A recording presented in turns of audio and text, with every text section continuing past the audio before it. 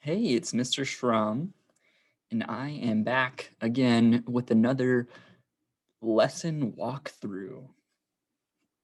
And today we're going to look at pectoral girdle and rib cage. And this is the start of another section, 2.3, appendicular skeleton. That's what we'll be talking about in the next few videos. And the first lesson goes over pectoral girdle and rib cage. So let's take a look at the girdle and rib cage. So the girdle is referring to the shoulder girdle, and the rib cage is near your chest area. These are bones that protect vital organs and provide support and structure to the chest cavity. They also provide attachment sites for several upper body muscles. So you can see the diagram here, thorax anatomy. This is the thoracic region of your body. The pectoral girdle includes the clavicle, the collarbone, and scapula, shoulder blade. And they are connected at the upper limbs to the axial skeleton. They connect the upper limbs to the axial skeleton. And here's the diagram of each. The clavicle and the shoulder blades. So this is the clavicle, popularly known as collarbone. It's this S-shaped bone that joins the sternum, which is the top of your breastbone, to the scapula, your shoulder blade.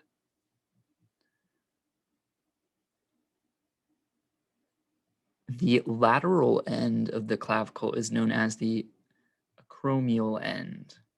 This side articulates or joins with the acromion of the scapula at the acromioclavicular joint, or the AC joint.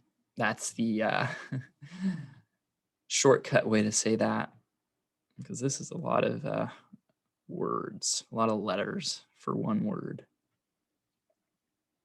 Now, on the other end, the medial end, or the sternal end, this is where it articulates or joins with the manubrium of the sternum at the sternoclavicle joint. Sterno goes with the sternal end. The prefixes stick together.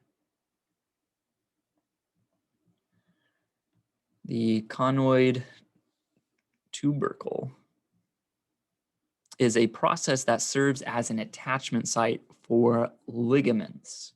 So ligaments join here. The scapula, that is a flat bone, almost triangular in shape, and it's located on the back over the upper ribs. You can feel it. Just move your shoulder around, you can kind of feel around for your scapula. It's divided by a bony ridge on the posterior surface called the scapular spine, right there. Above the spine is the supraspinous fossa. Below the spine is the infraspinous fossa. The anterior surface of the scapula houses the subscapular fossa. And those are all labeled here in this diagram.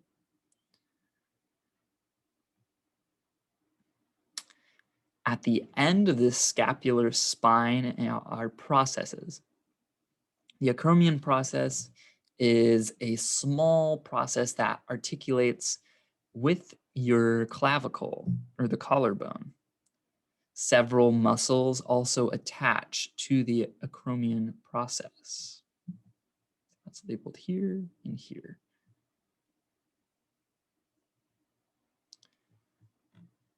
The coracoid process is on the anterior side of the scapula, and it's situated inferior to the clavicle or your collarbone. And that's labeled right there.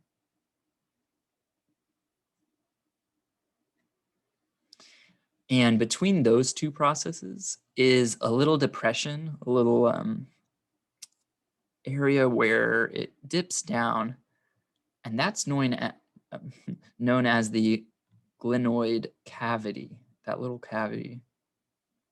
And here, that little cavity houses the head of the humerus, or the upper arm bone. So you can kind of visualize the shoulder blade and where your upper arm bone attaches to it.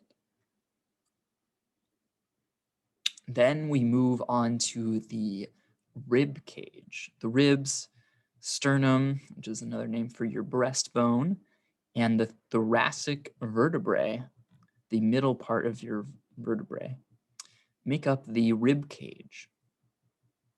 These bones provide protection to the heart and lungs.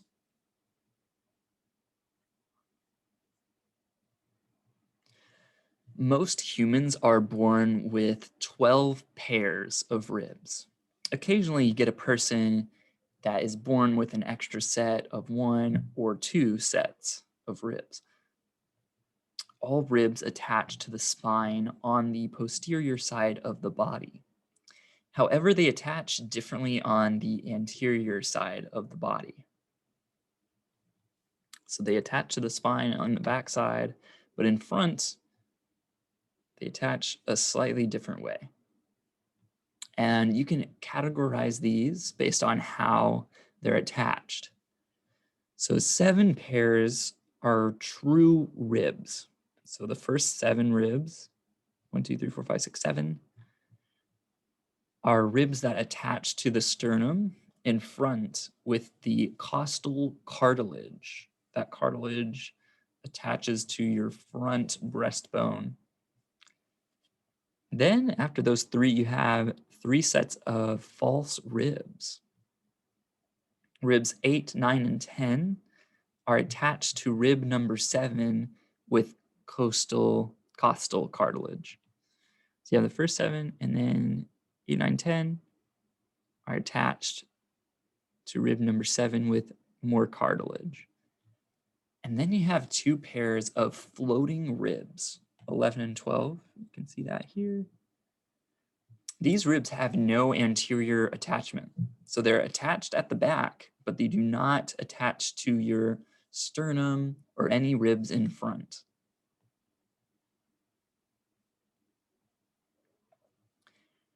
The structure of each rib consists of a body, angle, neck, and head.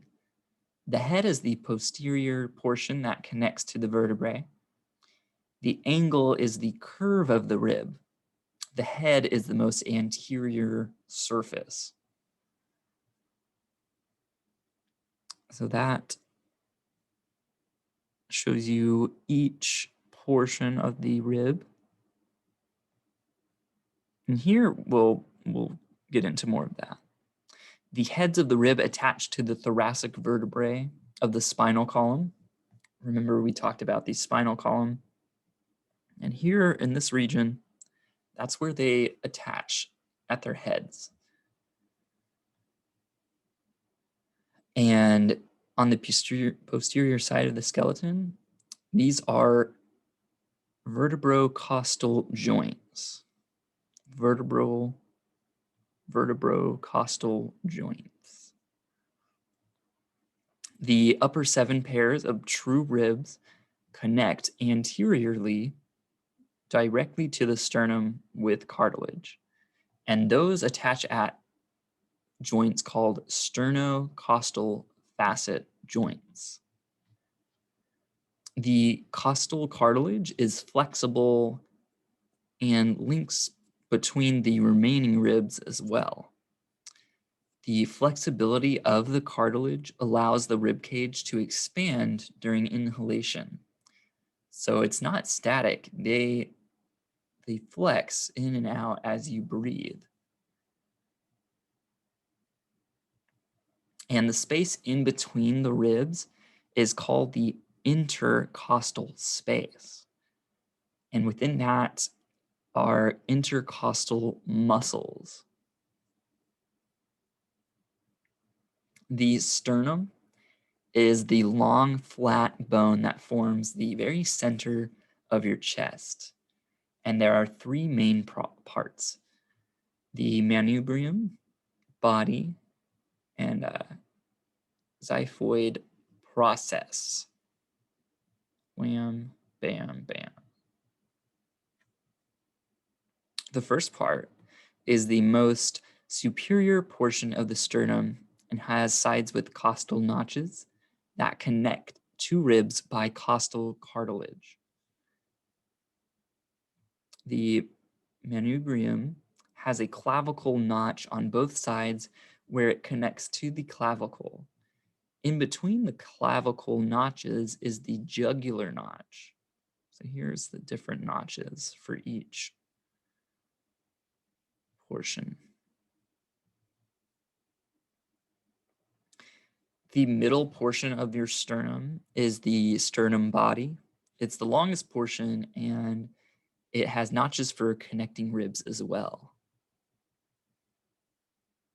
And the smallest part, the most inferior portion of the sternum, is this process. At birth, this portion of the sternum is made up of cartilage, and then slowly, as you age, the xiphoid process turns into bone and is fused to the body of the sternum. The process is not an attachment site for ribs, so nothing really, you don't see any notches here. Although not strong weight-bearing bones like the pelvis, the bones of the pectoral girdle and rib cage are important parts of the axial skeleton. They provide structure and support, and in addition to that, these bones protect your vital important organs that are all stored in this thoracic cavity. Without your heart or lungs, there's not much to do. They are very key to your survival. So your body protects them at all cost. And that is it for today. And I will continue with this part next time. See you later.